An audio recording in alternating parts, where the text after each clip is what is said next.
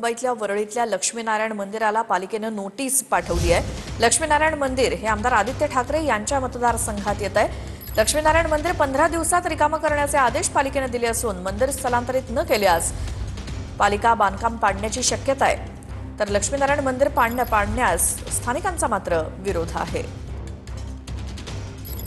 आधी 8 महिना आधी आदित्य साहेब इथे आले होते, इथे बसले होते, ते सर्व चर्चा झाली होती। डीएमसी किरण दिगावकर साहेब बरोबर आमची चर्चा पण झाली होती त्यावेळेला आम्हाला आमचा पण असंच ठराव होता की मंदिर जिथे आहे तिथेच राहू द्या, याच्या अडचणीमध्ये आहेच नाही, डेव्हलपमेंट पण चालूच आहे, ते बंद पण नाही, मग काय प्रॉब्लेम आहे, ही जागा कशासाठी पाहिजे त्यांना ते पण आम्हाला सांगितलं नाही, काय विचारलं नाही, काय नाही। आता परत नोटीस पाठवली त्या लोकांनी आणि 16 तारीखला बोलते की आम्ही मंदिर डिमोलेशन करणार।